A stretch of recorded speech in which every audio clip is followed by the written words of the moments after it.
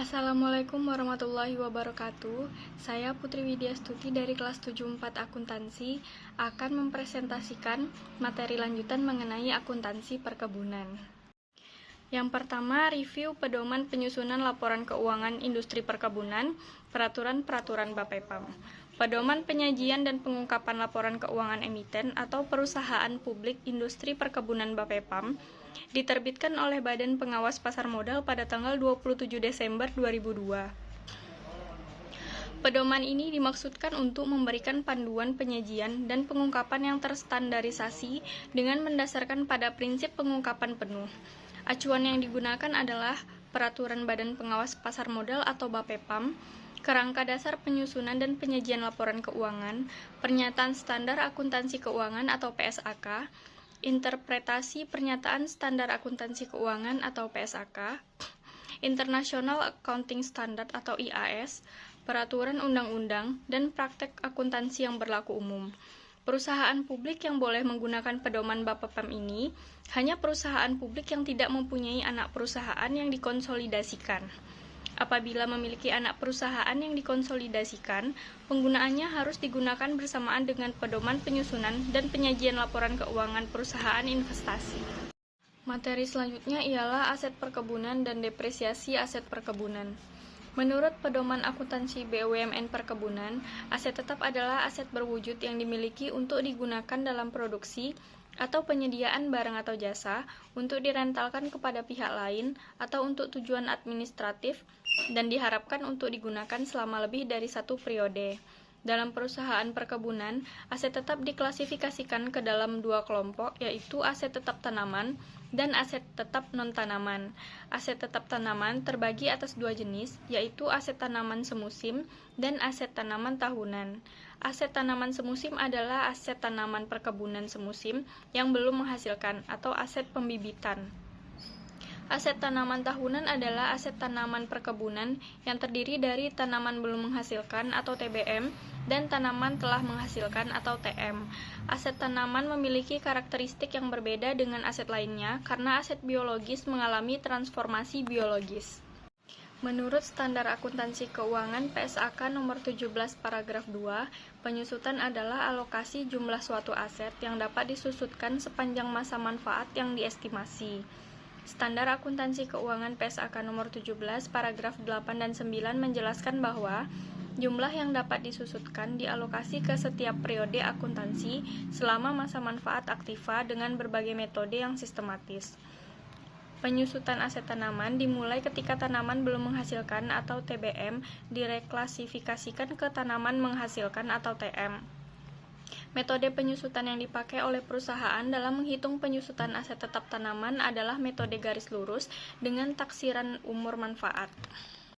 Dalam peraturan pajak BUT atau bentuk usaha tetap, terdapat biaya-biaya yang boleh dikurangkan dari penghasilan BUT, salah satunya biaya administrasi kantor pusat. Biaya administrasi kantor pusat adalah biaya administrasi yang dikeluarkan oleh kantor pusat yang berkaitan dan dalam rangka untuk menunjang usaha atau kegiatan BUT yang bersangkutan untuk mendapatkan, menagih, dan memelihara penghasilan. Besarnya biaya administrasi kantor pusat yang diperbolehkan untuk dikurangkan yaitu setinggi-tingginya adalah sebanding dengan besarnya peredaran usaha atau kegiatan BUT di Indonesia terhadap seluruh peredaran usaha atau kegiatan perusahaan di seluruh dunia.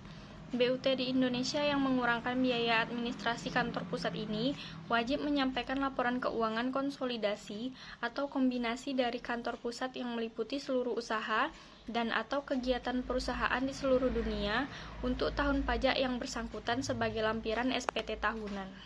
Materi berikutnya ialah akuntansi HGU atau HGB dan BPHTB. Akuntansi tanah di Indonesia sebelum tahun 2012 tunduk pada PSAK 47 akuntansi tanah.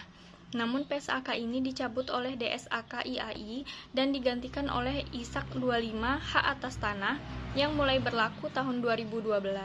ISAK 25 hak atas tanah mensyaratkan tanah diakui sebagai aset tetap dan secara garis besar pengaturannya mengikuti PSAK 16 aset tetap.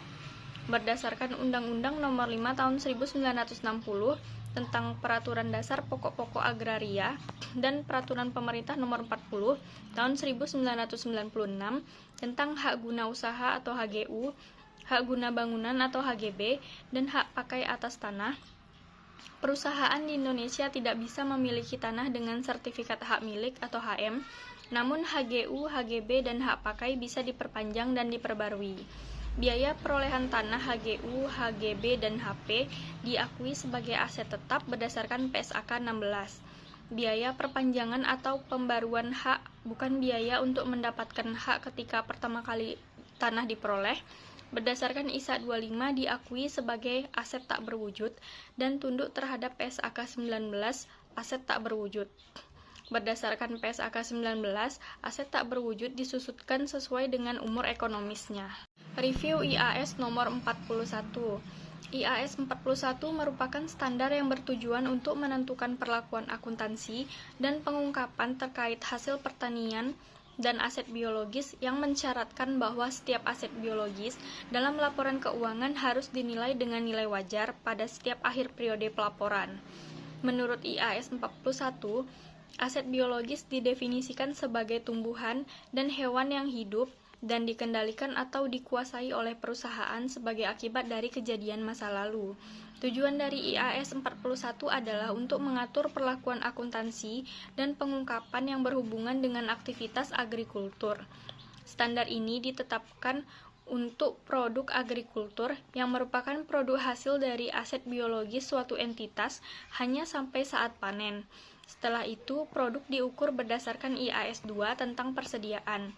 IAS 41 diterapkan untuk memperhitungkan aktivitas agrikultur berikut ini. Yang pertama, biological asset, yang kedua, hasil pertanian pada saat panen, dan yang ketiga, hibah pemerintah.